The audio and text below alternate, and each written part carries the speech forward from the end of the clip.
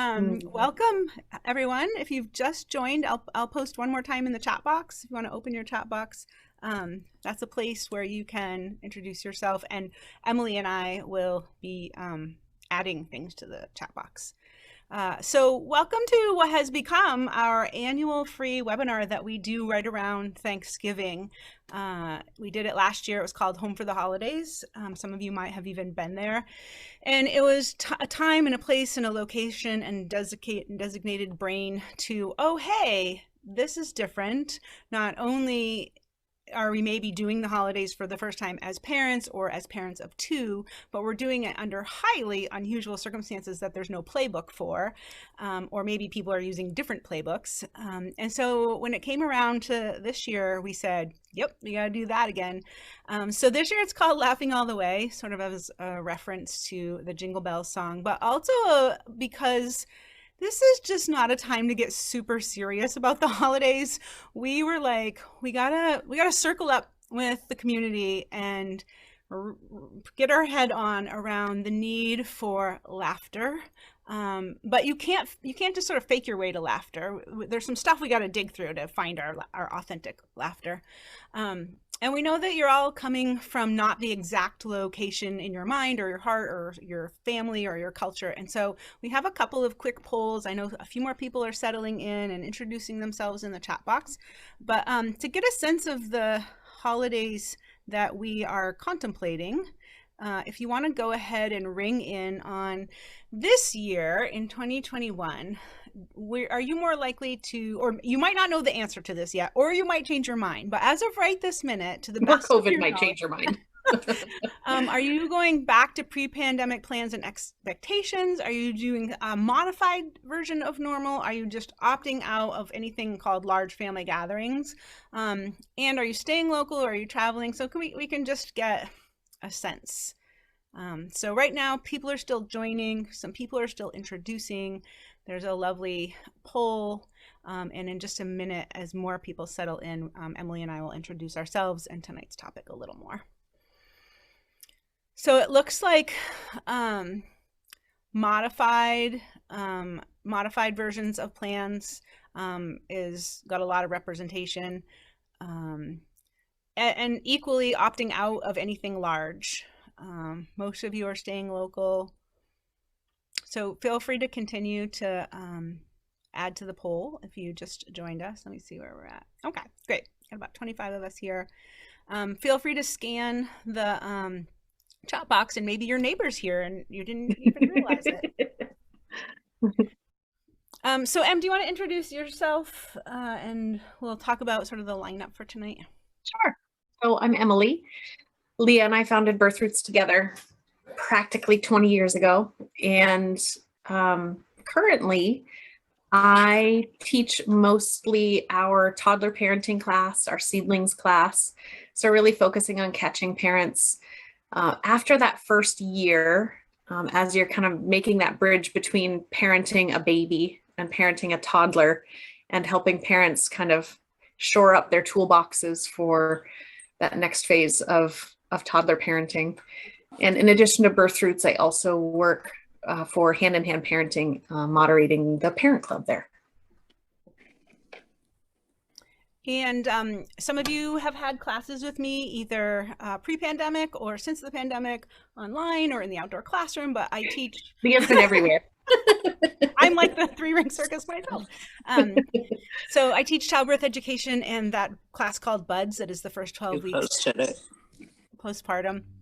And it just felt really important as Emily and I have been listening deeply with our ears, but also with our nervous systems to families for the last 18 to 20 months about what's been hard, what's been unrealistic, what's been overwhelming, what's frying our nervous systems, that we circle up tonight and have a chance to have an honest look at child development, because sometimes we get people influence us in directions that are just unrealistic about child development, and also have an honest look at our internal resources and our own capacity and our own level of burnout and our own buffer for mental health. So that's sort of the two-part thrust for tonight, is what is really realistic about babies and toddlers as we're heading towards the holidays, and what is really realistic for us. So it doesn't even matter sort of what the fantasy is, but what is really realistic for us. I'm going to launch. Because that's a different answer for every family, we at Birth Roots in general tend to lean heavily on questions and examples and options. So each family can find that one or two or three options that really clicks with who they are and what they have going on. So that's why tonight had to be an interactive experience, because we don't have the answer for you, but we have lots of ideas to share with you so you can find something that feels right. Okay, I'm quickly launching one more poll. We found out that more than half of you are doing something modified. Hardly any of you are going full bore into pre-pandemic expectations. So now we're asking, how are you feeling about these holidays that are coming our way? Ready or not, they're coming our way. For some people, it's a welcome focal point. It's a welcome feeling fun and festive. For other people, you are so in a conserving energy place that you're stepping back. Some people, your energy is so low that you're either asking for help or delegating, or just really need, maybe you have a 2-week-old baby and a 2-year-old. It's not the year to host, or at least if it's you're hosting, you're just a house, not a, you know. And some people, with or without a pandemic, or with or without a toddler and a newborn, there's a sense of dread or ambivalence, or the holidays overwhelm me, or have painful things associated with them. So I notice nobody's asking for help or delegating, but it looks like a fair amount of you are realizing that conserving your energy is wise, that to deplete yourself further than you're already depleted might not be the way to proceed. So I'm sharing the results there so you can see everybody's results. All right, so the next thing we want to do is have you grab that pen and paper. And I know some of you might be feeding a baby, or have someone sleeping on your shoulder, or you, this is my favorite version, you're lying down next to your toddler with your phone trying to participate and pretend you're asleep. Or maybe you are asleep. And if you want to move to the next slide, well, oh yes, brains. That's me. Here. So with your pen or crayon or whatever you got, what activity in a word or a phrase, so not like in paragraph format, sort of in laundry list format, sort of conveys or captures in a word or a phrase the thing you like about holidays, the thing you hope for, or wish for, or long for, or miss, or are welcoming into your life. So start to brainstorm on a piece of paper. I love the cookies, or I love whatever thing is most near and dear to your heart. It's hard to love it all. Some people do. But if you were to only pick maybe 3 to 5 of like, these are my cherished aspects of Thanksgiving, these are my cherished, and I don't know if people have noticed, but Thanksgiving hasn't even cleared the table before we're loading Hanukkah onto the table this year. And so for some people, they're like, whoa.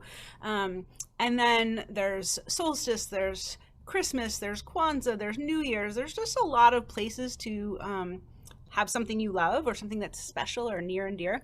So now that you've had a chance to start brainstorming, what we really love is if you can add one or two favorite things into the chat box, because that's where we start to be like, oh yeah, I love that too. So I'm gonna type one of my favorites, which is stockings. I just think stockings are me too.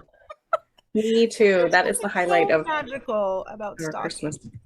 The lights, driving around and seeing the lights and having your children light up about the lights. Yes.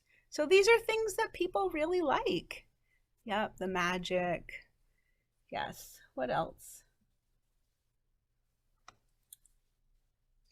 I love getting the cards in the mail that have people, oh, advent calendars.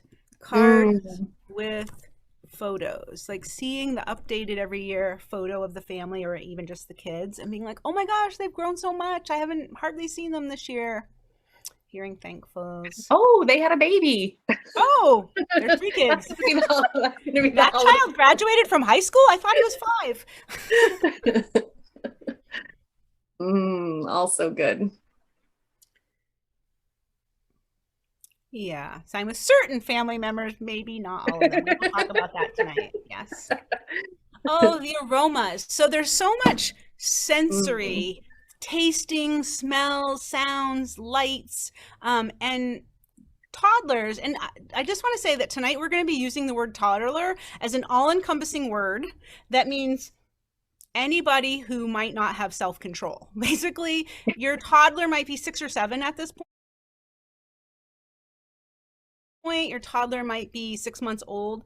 But here's my definition of a toddler: people who can't and cannot be expected to delay gratification, their biological needs, or their emotions. So you or I, we might on a good day be able to delay gratification, our biological needs, and keep our emotions in check. I'm calling anybody who a toddler who can't do that. So you pick. We all might dip into that at some point over the next month or two. Yeah. So we're here to give you a heads up tonight. Tonight is about fortification, a heads up, an honest conversation, a get real, a be honest, of what's headed our way, ready or not. So holidays and holiday expectations, and those expectations might be coming from outside you, or they might be coming from inside of you, and they might be a great idea, but not realistic. So that's what we're going to be talking about. The pandemic is still here. We're all disappointed about that. And the level of sort of discouragement, exhaustion, grief, etc., weighs on us. There's wear and tear there. The pandemic makes things complicated. Not everybody's having the same pandemic. Not everybody is playing by the same rules. So there's a way in which it's 1 step forward, 3 steps back, 2 steps forward, 1 step back, and just navigating that sort of multiple reality thing. Then there's This is my favorite. That sense of like, I do want to do that, but I don't want to do that, but I can't do that. Wouldn't it be fun if, but it won't be fun. But I can't, because it actually won't be fun. So an opportunity tonight is to say, hey, navigating dinner, just a regular Tuesday dinner, is tricky with babies and toddlers. And it's uniquely challenging in a way that if you're also parenting a 7-year-old or a 10-year-old, there's challenges there, but not like with 2-year-olds and 1-year-olds and a 2-year-old and a 2-month-old, kind of uniquely challenging. So when you start adding up all of these together, we simultaneously want the holidays and we're like, look away, but I want it, but look away, kind of thing going on, because the combination of the truth of babies and toddlers and their developmental window, plus what most of us have experienced as holiday expectations, is there's a fair amount of incompatibility here, which isn't a sad story, because once we can admit and acknowledge the incompatibility, we can modify, we can adjust the agenda and modify our expectations and communicate with our peeps about, yeah, that's not going to work with the toddler's nap time, or that food isn't what my toddlers are likely to eat. So we'll just modify our expectations. We'll do the charcuterie tray platter and call that the meal for the toddler, kind of stuff. And then really it's hard for us to have a adequate or accurate picture of how depleted our own resources are. Sometimes it peaks or spikes and we have a really clear picture of how depleted we are, but most days we're just kind of one foot in front of the other, going through the most. And so the second half, or the final third of tonight's class, is really about tending to the truth of our own depletion, and what our mental health can absorb about the holidays. We wanted to make sure that all of you are welcome, whether you are so excited about the holidays or you're just using them as a distraction or you're dreading them. We just want to acknowledge that all of those things are welcome here. You can have any feeling you want about the holidays, and it's all a part of you. We still have to and can benefit from some thinking ahead about stocking our toolbox and thinking well and having a plan B in place for holiday gatherings. And just one last reminder is, you may have already bumped into this, or you may have forgotten, but we're here to remind you that generally speaking, anyone who is not currently 24 hours a day caring for someone that's a baby or a toddler has forgotten the truth about babies and toddlers. Their expectations are unrealistic or wildly unrealistic, and you really have to be in the trenches with a baby or toddler to think things through in that way. And so it requires a fair amount of advocating on our part. I'm gonna go to the next one. All right, grab that crayon again, that pen, pencil. The next community building question, and you can start with brainstorming and then you can add to the chat box, what are some examples of things you're nervous about or hope won't happen as we head to, whether it's Thanksgiving or whether it's Christmas or Hanukkah, or as we head towards November, December. Brainstorm for yourself. And sometimes it's just nice to have someone ask us, what are you nervous about? What are you worried might happen?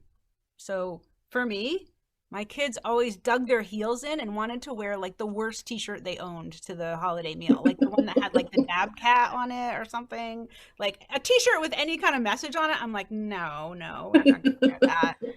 Then they're like, okay, then I'll wear pajamas, or maybe I won't wear anything at all. I'll just wear my underwear to the holiday meal table. So I always have irrational fears about what am I forgetting? What am I missing? I know I'm going to forget something. Something essential will not be there, and all the stores will be closed. And like working with that fear throughout the entire season it's a work in progress. So go ahead and start popping things into the chat box about things that you feel nervous about, or what if they're your what ifs. What if my child has a tantrum in the middle of the Thanksgiving meal because their nap got cut short or hasn't happened yet, kind of examples. What if your 1-year-old is being handed gift after gift after gift after gift, and you're like, whoa, this child's never opened or candy after candy after candy. Something that parents often share with us in our postnatal classes after the holidays is, and again, back to that fact that if someone's not currently with a baby or toddler regularly, they forget, is that family members will try to feed their babies bits and things from the Thanksgiving table or the holiday table. Babies who aren't even eating solid foods yet, they'll just have a taste of ice cream, a little bit of pumpkin pie. So that chat box is hopping right now. They got some good stuff going on in the chat box. Bad overnight sleep, refusing to eat, flying, allergies, the frankness of 3-year-olds. I hate this. I don't like this. I don't like that present. Why did they give that to me? Why are they old? Yeah. Why does Grandpa smell funny? All the things. Yeah.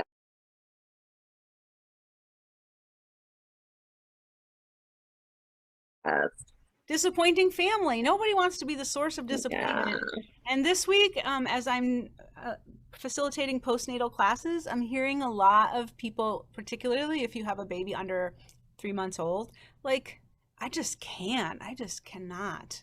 And so how and when do you let people know? Oh, the non-toddler proofed house. This is like my worst nightmare. I'm parenting a toddler in a situation that is not toddler friendly. Like, this is absolutely. You can only say, no, don't touch that so many times before everyone. Breakable ornaments, tchotchkes around the house. The precious holiday ones, of course. Yes.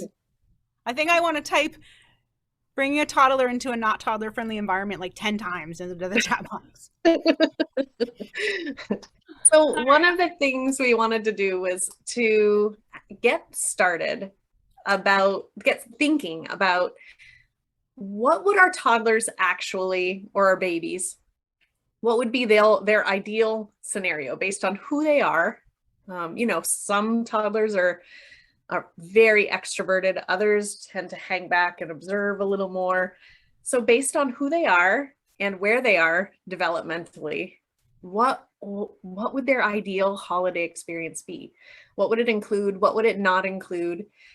And when we can start thinking through their eyes, it can become a lot easier to figure out where our adaptations need to be.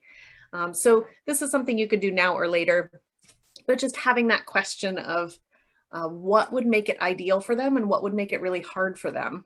And we can work from both of those ends of the spectrum.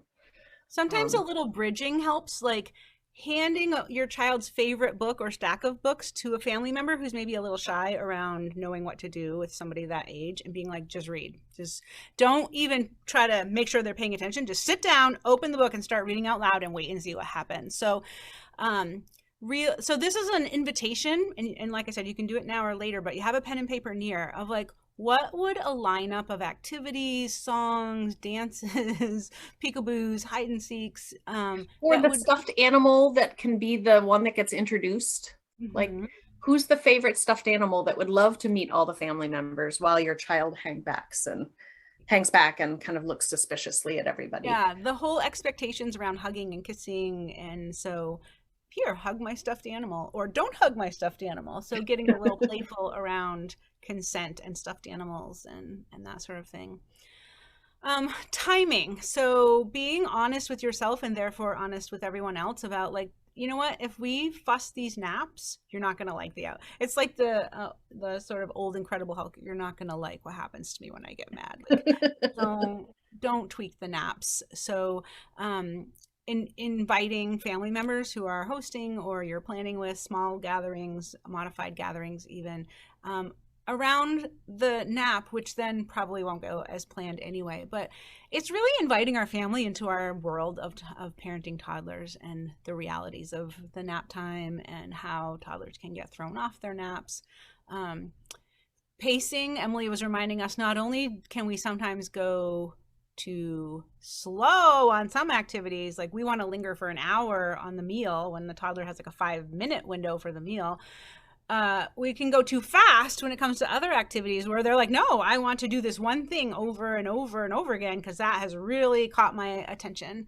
And so just that ability to notice when your toddler's sense of timing and pacing and tempo either needs to be slowed down or sped up based on what's true and real about babies and toddlers. And this might be a situation where they can tolerate maybe 1 or 2 or 3 mispaced things. But if your day is full of, or your week is full of mispaced things, then it's going to be more likely that you'll run into those not so savory toddler behaviors that they use to signal that they're in overwhelm. So even if you have, sometimes our example for when families are traveling by plane is wherever you can, whenever you can, have 10-15 minutes that's fully toddler paced. You don't rush them or fuss them once, and you just follow them and let them lead the way with whatever they're interested in. And that slowdown of even just that 15 minutes at their pace can help them reset themselves so they won't be so likely to be overwhelmed when you do have to get on the plane at the next, in the next half hour. And for those of you who have older siblings in tow, the holidays that have high expectations and feel like they're full of pressure can cause some regressions in those older big siblings. So suddenly you have 2 toddlers where you had a big kid before, and going with them on that regression of like, oh, my 5-year-old is now my 2-year-old, and I've got twin 2-year-olds here because that's just what happened. They're like accordions. They get older and younger by the hour.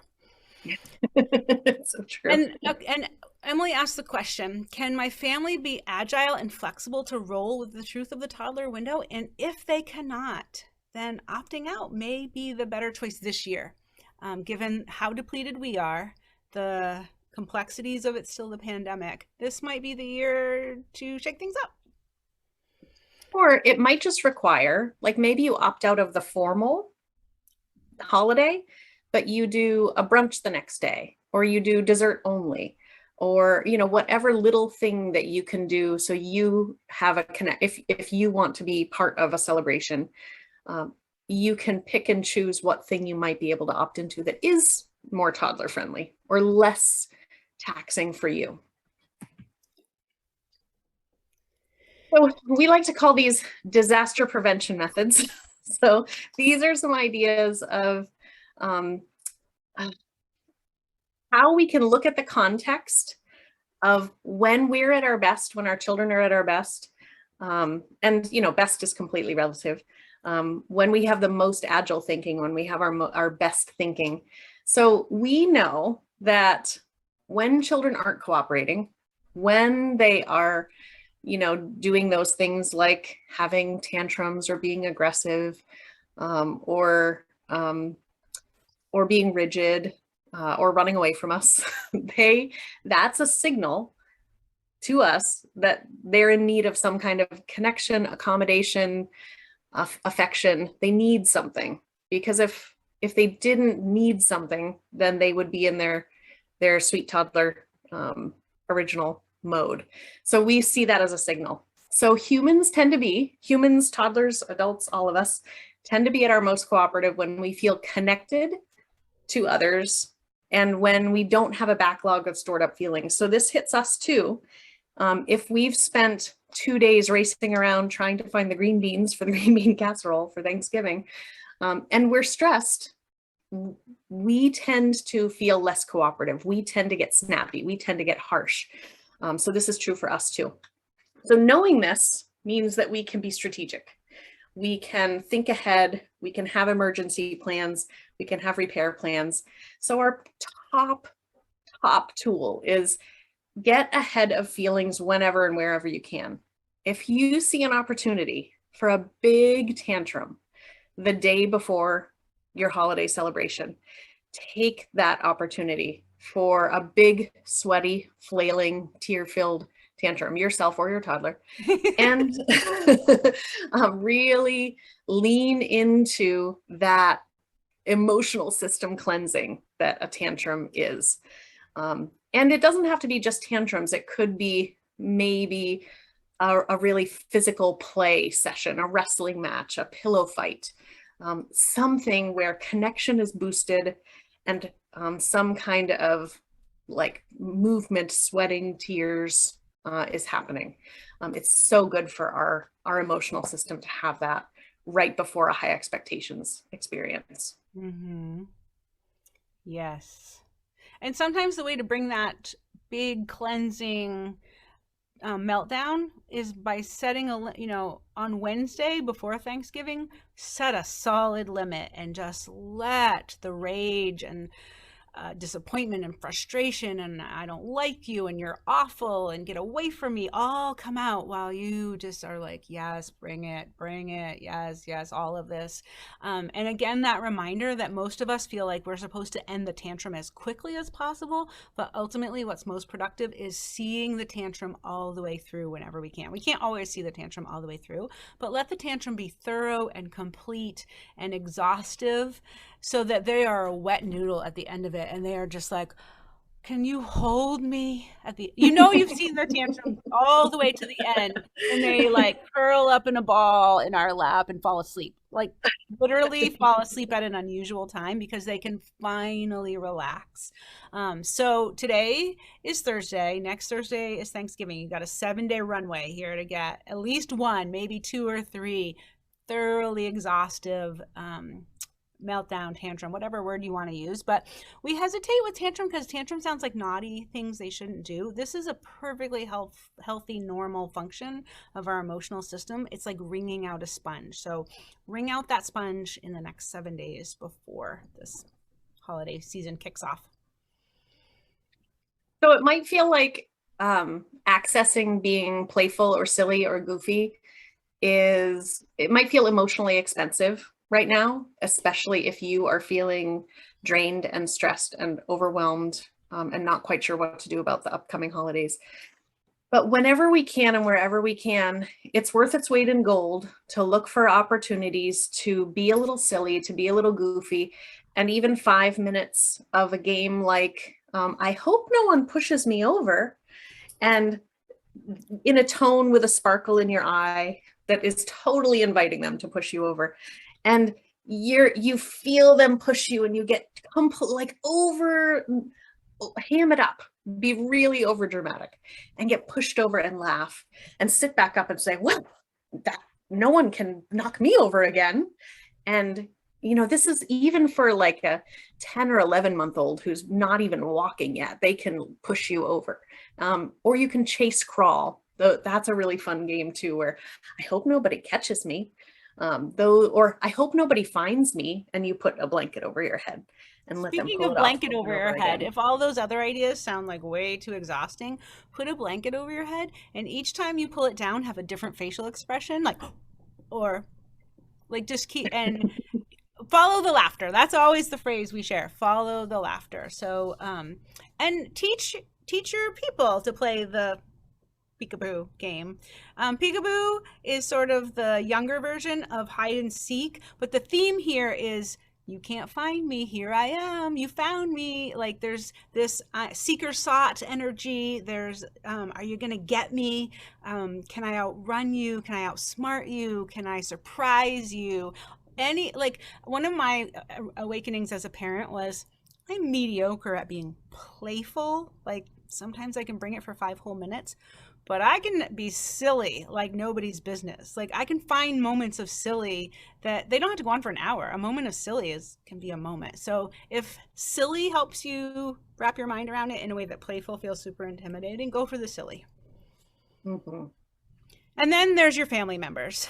So just as a heads up, the aspects of your family that have been tricky and difficult to navigate for the last 20 or 30 years um, will be this holiday too. In fact, maybe even more so because everybody's more stressed than usual. So I would expect the volume to be turned up on the funky family dynamics that you're like, yeah.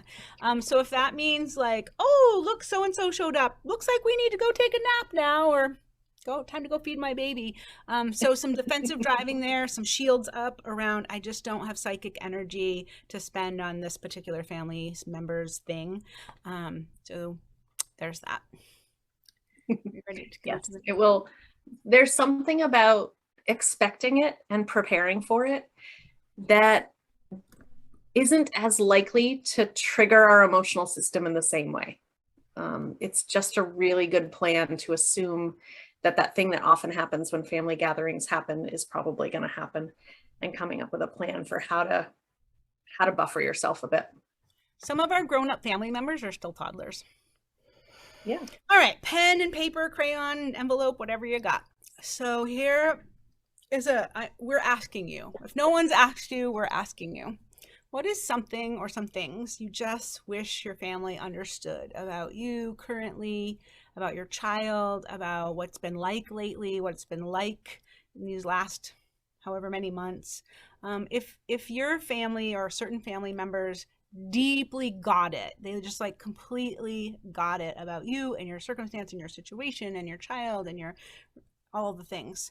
Um, so do a little brainstorm now on your piece of paper.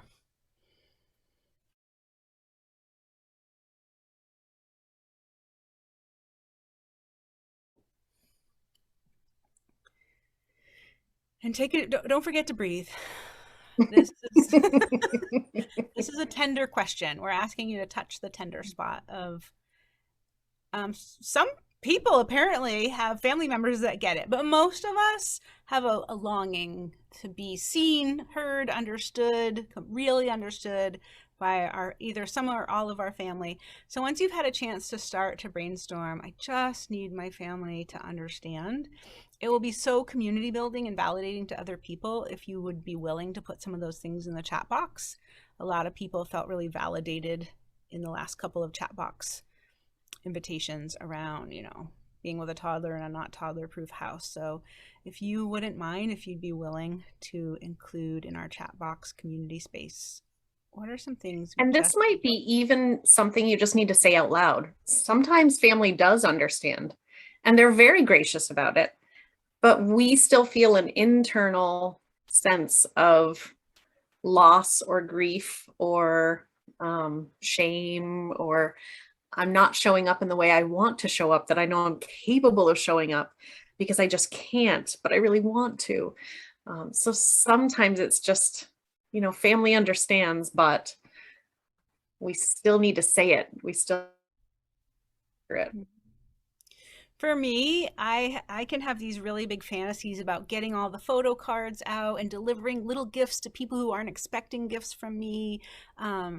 Just putting all the little loving touches, and when I fall short of my own wishes for who the person, the mom, the whatever I wish I could be, it hurts my heart to be like, I meant to do so many cooler things and I was able to pull off. Yes, the tiredness, the exhaustion. Mm. Yes, there's some good stuff in the chat box right now. Yeah, wanting to do things a little differently. A lot of people are looking for something calmer and more toned, something toned down. Kate, are you able to pin us again? Somehow we became unpinned. Or maybe it's just me. Let me see if I can fix this.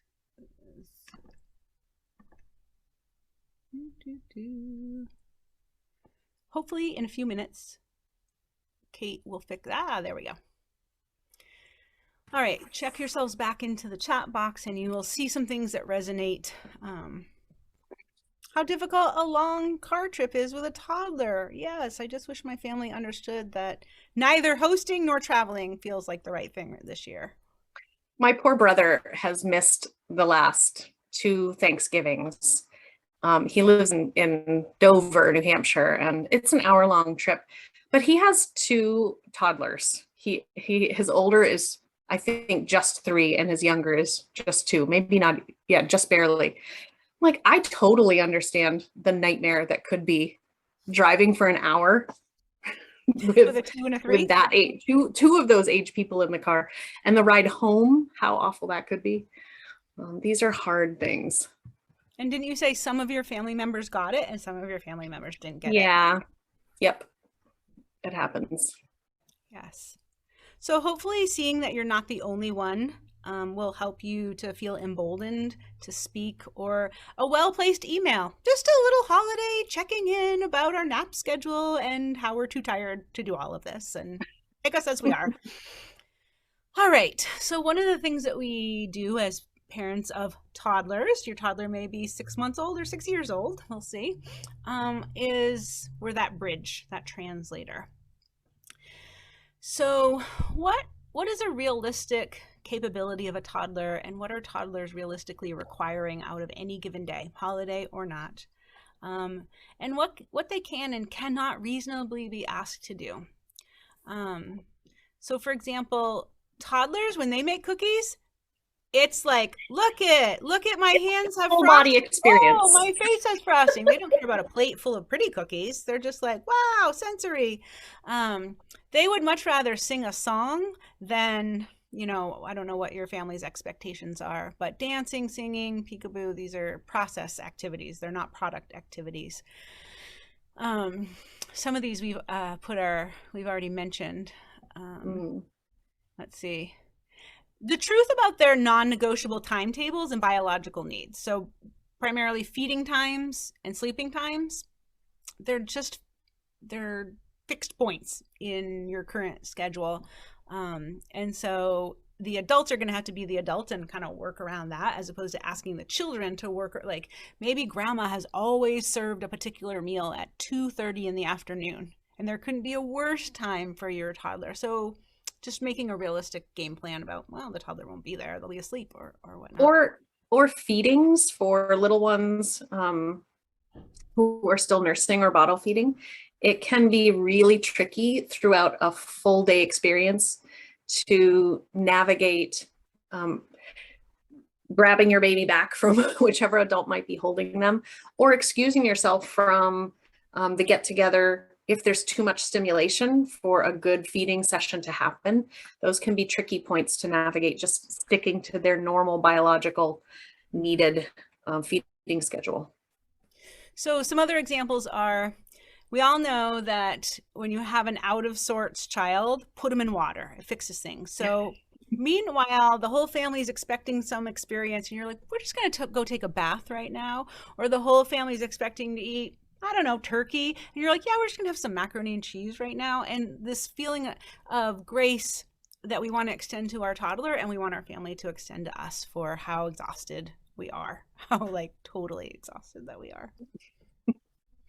All right, let's see. Next one. So this can be a really tricky tightrope to walk if there are high expectations from your relatives about all the family sits together at the table.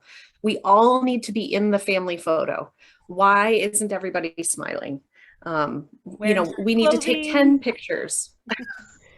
You're not wearing the right shade for this photo. So really anchoring back into our own family realities and the legitimate agenda and needs and wants and not wants of a small human who happens to be a toddler with maybe limited capacity for communicating their own needs. We have to do that on their behalf.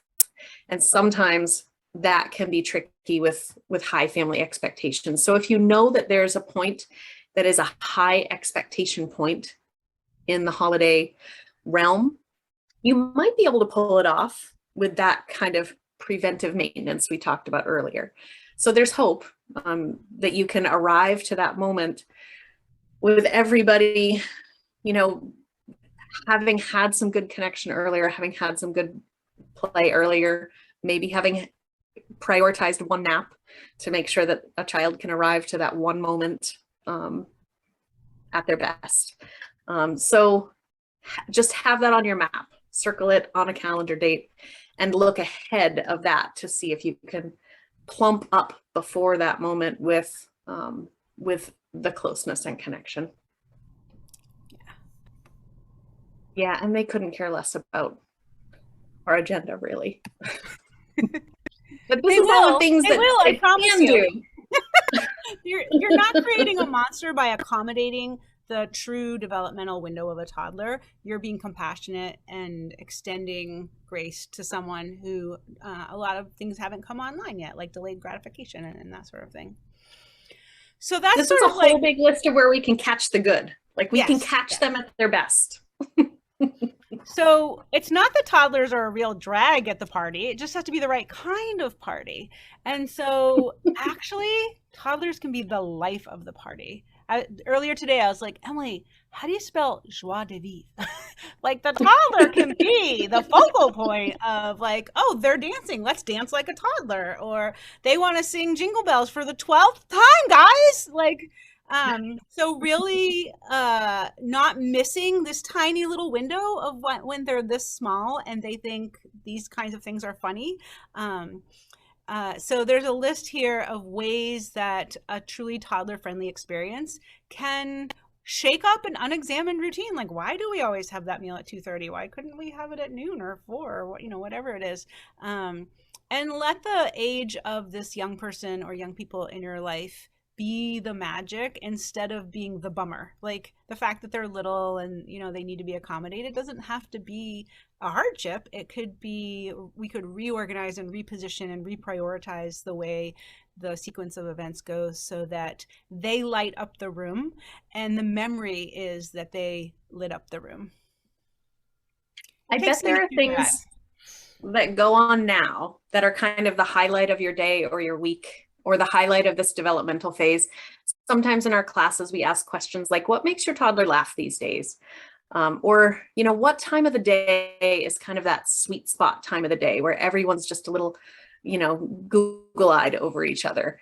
Mm-hmm. If those are some consistent things, then it's possible you might be able to bring those to a family gathering. So just make notes in the next week of the sweet spots that you're noticing and see if you can sprinkle them into holiday experiences.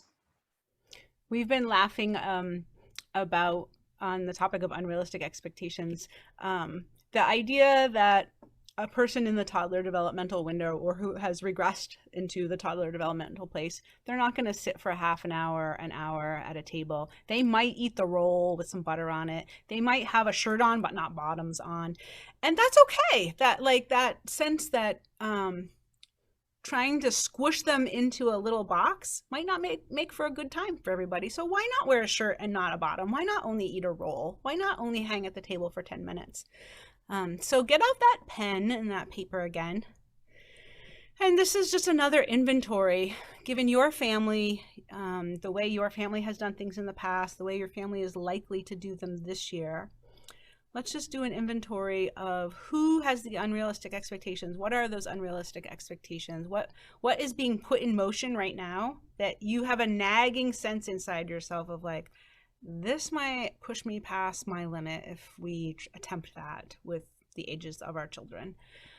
So go ahead and make If your face is looking like this as you hear about what your family's planning, that means it's time for you to poke back at whatever is being presented and say, I'm not sure that's going to work for us. What else can we do?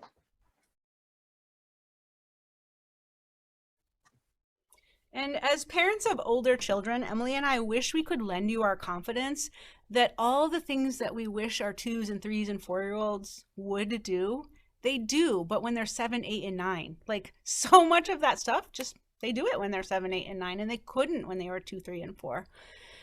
So take a deep breath, don't forget to breathe, and on that out breath, take stock, take inventory. So it's a 2-part question, unrealistic expectations. So feel free to pop into the chat box any unrealistic expectations that may be on your horizon. And if you have the brain space, you might be getting tired. I know this is going almost to an hour now.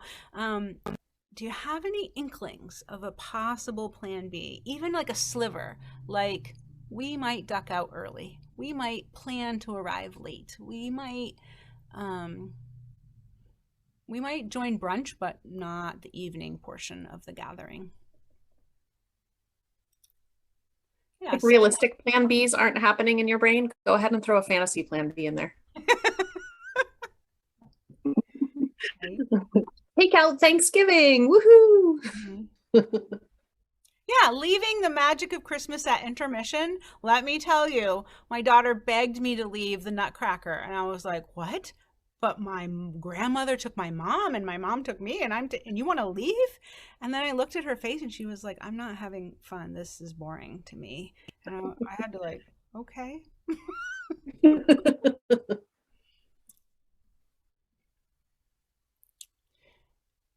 Christmas presents after 7 p.m. Oh boy, disaster on the horizon.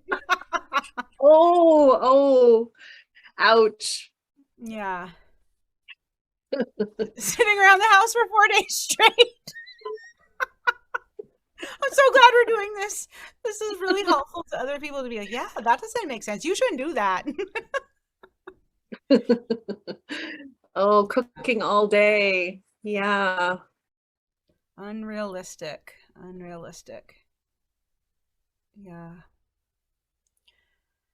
So this is lovely and all, but we're going to need to talk about us and what it takes to have a boundary. So if Emily and I could give a gift to you all, it would be like this snow globe that we could shake, and as the snow settled, you could see how hard you have been working, how unreasonable the expectations are that have been placed on parents, on fathers, on mothers. Like, we have been asked to do the impossible for an ungodly length of time, and we are exhausted. And so acknowledging that we're not bringing our best selves to what could be a really demanding game or idea here. And so our fuses might be shorter than we wish. We might be you can start to feel, for many of us, as we are like, oh, I need to get out of this thing that's going south quickly. Emily and I call it a grab your shit and run moment, where you're just like, You gotta go right now. Just leave it. Leave the plate of food. Run to the car. And that this is okay. What we're here to say is it's okay to have a moment where you act on behalf of your mental health, your capacity, your internal resources. You can see the thermometer getting lower and lower as the minutes pass. And so as you're trying, well, I've heard a lot of stories in the last week or two of trying to make these decisions of like, do we say yes to this? Do we say no to this? What are the, so a question is, how much will this impact my mental health or my relationship with my child if I say yes or no to this? Will it make me more anxious, lose sleep, fight with my partner, have a meltdown? So there's no real scientific objective reality that we can arrive at as to whether you should participate or you shouldn't participate.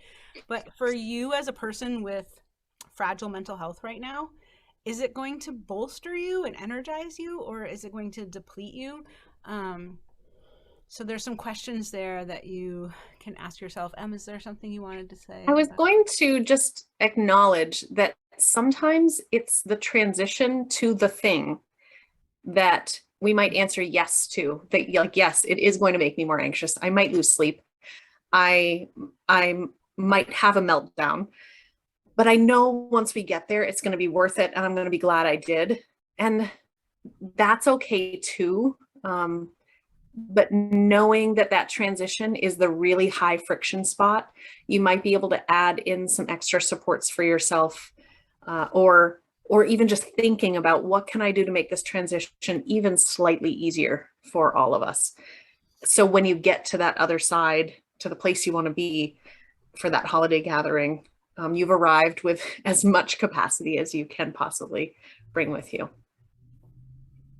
I highly encourage figuring out where you can give a C effort, what you can drop.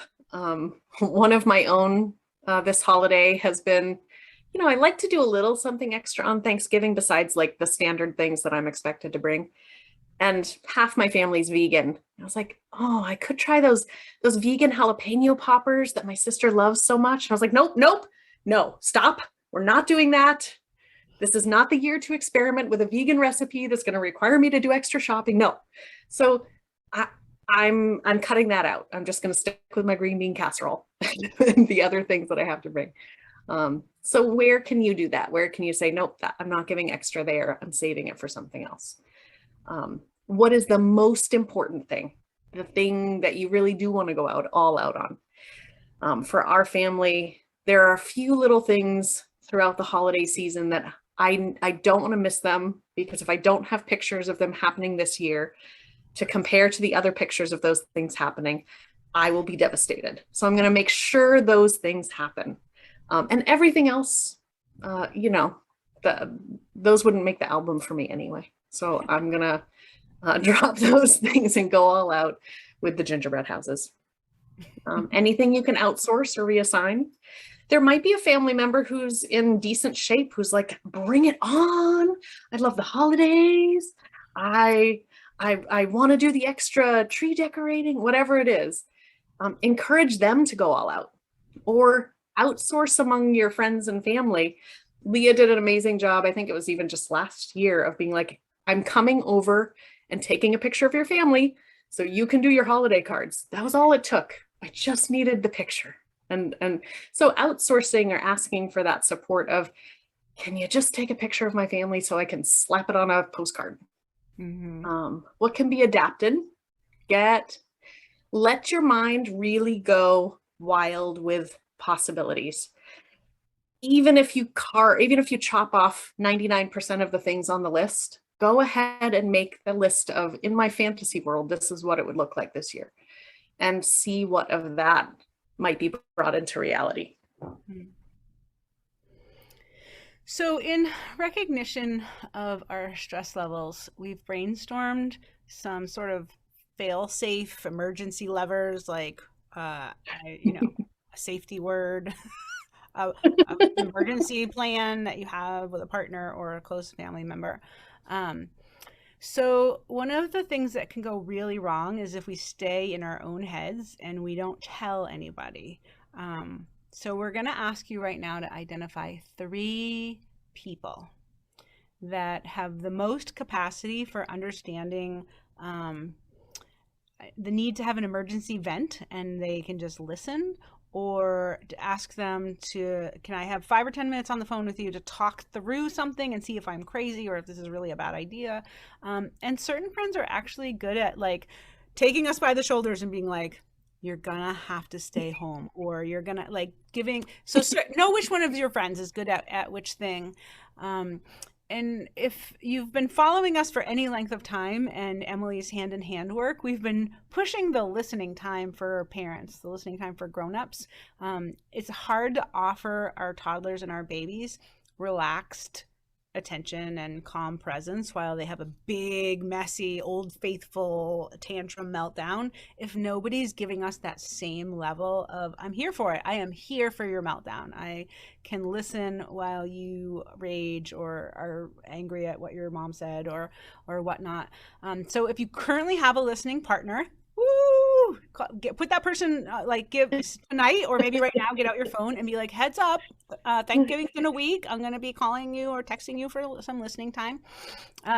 We are constantly offering opportunities through Birth Roots, through Emily's hand in hand work for people to get connected to more listening partnership, listening time opportunities, because Emily and I can attest to the difference it makes to get that listening time for ourselves. There's certain things we just wouldn't even attempt. The dismount is too challenging to not like be like, you got 10 minutes, we can split 5 for you, 5 for me. I'm heading into this thing and I need some listening. I need to cry. I need to break down for 5 minutes and then put myself back together. Don't go into high stress environments with your pressure cooker already whistling. Get that pressure cooker, those pressure cooker feelings out ahead of time, so you aren't entering it at capacity. The last one is practice your emergency exit strategy, even some silly ones. You can brainstorm with a partner or a friend some fun. Yeah, what's the signal? Maybe it's like my ear's so itchy, whatever it is. Maybe we just, put my finger on my nose, or I think the baby's getting tired is another good one. But brainstorm with each other now, because it's hard to think of them in the moment. It's hard to make that call in the moment, but if you can be on the same page with someone who can help you get out the door, it will set your system at ease knowing you have an escape route. Yeah. All right, last chat topic, brainstorm.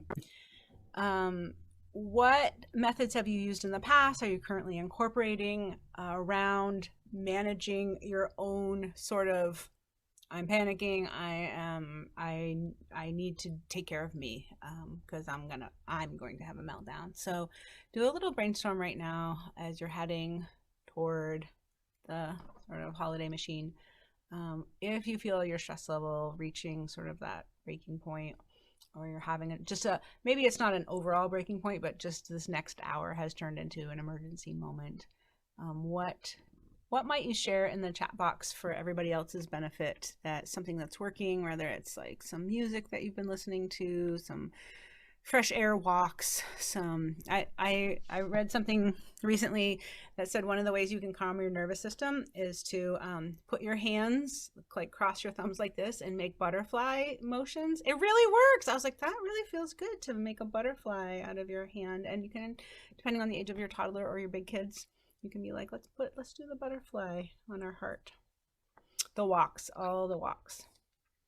Yes. I've had really good experiences throughout the pandemic using an app called Insight Timer for quick little meditations that I can just pop earbuds in, and even their 5-minute meditations are super helpful. The ones that I really love are the Yoga Nidra ones. I swear I feel like I've gotten an hour nap in a 15-minute meditation. They're really effective for me. Yes, remembering to drink water. It's such a little thing that is so impactful and huge. Mm-hmm. Yes, adding water to us works well as well as it does to toddlers. Mm-hmm. Mm. Yeah, these are great.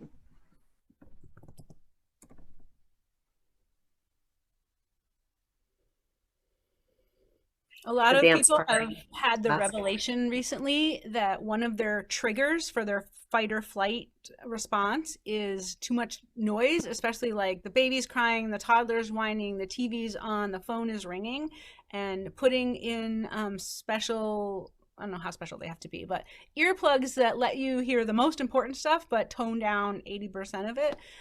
People have had really good luck with their nervous system just not reaching that like freak out place. Grocery shopping by myself. Yes, yes. me too. There's something about the slowness of my pace when I can actually think through what I'm putting in my cart. I love that. Or even just driving in the car. Like if Mhm. I just need to be not responsible for moving people's bodies. Yeah. So, as always, our most important message when as it pertains to your well-being as a parent is to not be isolated and to be immersed in a community, but particularly a community of people who get what it's like to move through the world right now with a baby or toddler, or baby and toddler, to move through this month of the pandemic, this second holiday season in this state that we find ourselves in, who understand the level of depletion and exhaustion. We don't even have to explain it. And just a Knowing reminder, nods. yes, That's nodding, what you get. yeses, yeah. So we want to remind everybody that the 100 Days of Winter program is, we're doing this again for a second year. I don't know how many of you might have done it in the last year. And it's a great program that's founded on a weekly email with 7 modules. So there's basically a message for every day of the 100 days, of an idea to do, something to try, something that your brain just might not think of, something indoors, something outdoors. So we just wanted to let you know that as part of participating in tonight, the registration for that starts on Monday, but the soft launch starts now. Give us some feedback if there's something wrong with our registration system. We've been trying to work out of it. So between now and It's a Monday, pandemic after all. we're parenting too. Between now and Monday, if you want to attempt to register for this, and let us know if we have done something not quite right. And then there's a summary on the last page, I think. So, to recap and remind you, there's a Venn diagram. There's a bedtime book out there called Dinosaur versus Bedtime. I don't know how many of you have this bedtime book, but if you're looking for some new bedtime material, the book Dinosaur versus Bedtime is great. So tonight's activity was called Holidays versus Babies and Toddlers. And really what's in the middle of that Venn diagram are super elemental, basic, timeless ways of interacting that boil down to what makes us laugh. Like if we're losing sight of the point, if we've lost the plot, if we're not sure if we're supposed to go left or right, plopping down on the kitchen floor and doing something silly enough, whether it's a little sensory touching game or peekaboo or singing or dancing, like coming back to that over and over, coming back to that center of that Venn diagram of like, we sometimes get too far on the side of holiday expectations. Sometimes we feel lost in the truth of babies and toddlers, but there is that special magical middle place, that we can just follow the laughter for. Thank you all for joining us tonight. Yeah. We're so glad to have been with you to start the holiday season thinking together and looking ahead and putting things in place to shore ourselves up and shore each other up. So we're glad to have each other in this community to lean on and gather inspiration from. So please keep it coming. We'll offer more connection opportunities.